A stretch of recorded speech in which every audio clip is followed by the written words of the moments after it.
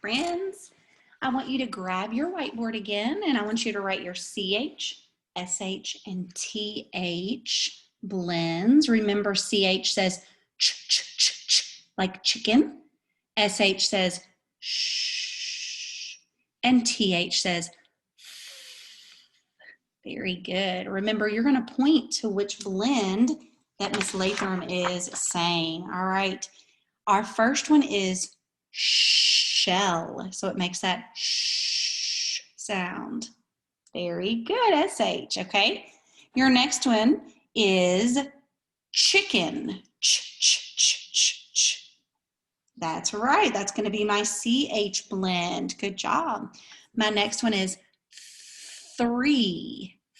Three. Very good. You know that when my tongue goes between my teeth like that, it's going to be that TH sound. Good job.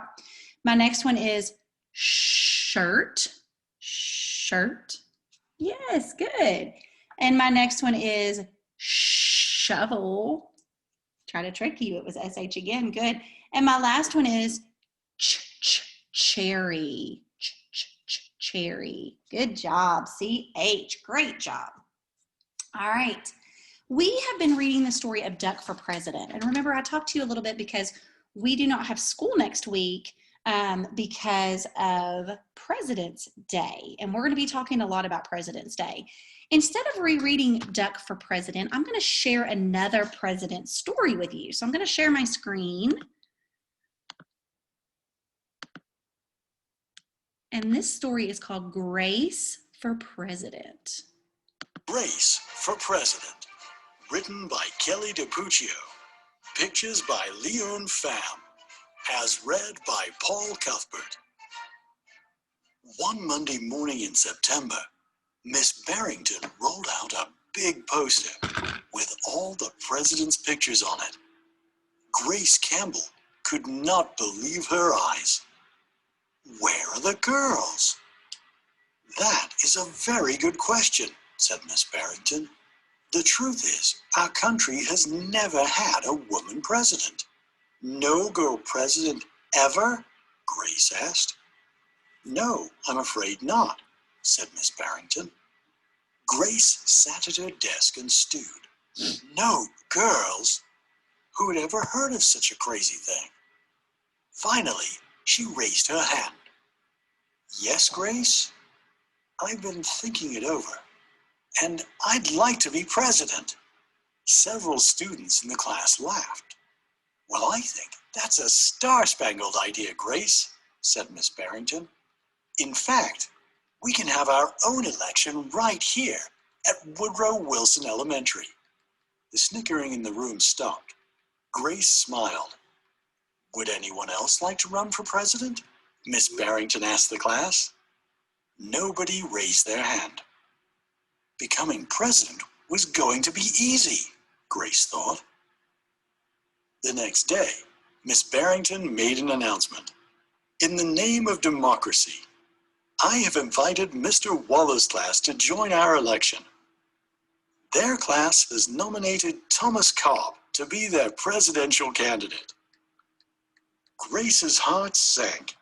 Thomas was the school spelling bee champion. His experiments always took a blue ribbon in the science fair, and he was captain of the soccer team.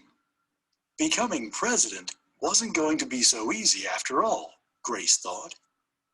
The teachers put the names of all 50 states and the District of Columbia into a hat. Everyone, except for Grace and Thomas, got to choose a state. I'm Texas, said Anthony. I'm New Hampshire, said Rose. I'm Michigan, said Robbie. What does the number 17 mean? Each state is assigned a number of electoral votes. That number is determined by how many people live in that state, said Miss Barrington. Each of you will be a representative for your state. Altogether, our country has 538 electoral votes, Mr. Waller explained. On election day, the candidate who receives 270 electoral votes or more wins the election. Why 270? Asked Rose. That's more than half of all the electoral votes, Mr. Waller said. Becoming president really wasn't going to be so easy, Grace thought. Grace came up with a campaign slogan. Thomas came up with his own campaign slogan. Grace listened to what issues were important to the students, and she made a list of campaign promises. Thomas made up his own list of promises. Grace made campaign posters and buttons. Thomas made posters and buttons too. Each week, the teachers set aside time for the candidates to meet with their constituents. Polls were taken. Voters were making their choices. Grace continued to campaign. At recess, she gave speeches. During lunch, she handed out free cupcakes. After school, she held rallies. Meanwhile, Thomas wasn't worried. He had cleverly calculated that the boys held slightly more electoral votes than the girls. At recess, Thomas studied his spelling words. During lunch, he worked on his latest science experiment. After school, he played soccer. Even before the election, Grace made good on her promises. She joined the safety squad. She organized a school beautification committee, and she volunteered her time in the school cafeteria. In early November, Woodrow Wilson Elementary hosted a special Election Day assembly. Grace and Thomas took their places on stage as the school band began to play. Henry was the first representative to approach the microphone. The Yellowhammer State of Alabama cast its 9 electoral votes for Thomas Cobb. Fletcher said, the last frontier state of Alaska casts its 3 electoral votes for the best man for the job, Thomas Cobb. Hannah called out, the Grand Canyon state of Arizona cast its 10 electoral votes for Grace Campbell. And so it went. State after state after state cast their electoral votes. The scoreboard in the gymnasium kept track of the totals. The voting demonstration was quickly coming to an end. Clara approached the podium. The Badger State of Wisconsin casts its 10 votes for my best friend, Grace Campbell. Grace looked at the scoreboard. Thomas had 268 electoral votes. She had 267. There was only one state still unaccounted for, Wyoming. Thomas grinned. Grace felt sick. Sam walked up to the microphone. He looked at Thomas. He looked at Grace. He looked down at Grace's handmade flag. Sam didn't say a word. What are you waiting for? Thomas whispered. The band stopped playing. All eyes were on Wyoming. Finally, Sam cleared his throat. The equality state of Wyoming casts its 3 electoral votes for Grace Campbell. The gymnasium erupted in loud cheers. And a few boos. Miss Barrington approached the podium. With 270 electoral votes, the winner is Grace Campbell. Thomas looked stunned. Grace hugged Sam. Why did you do it? She asked. Sam handed Grace his flag.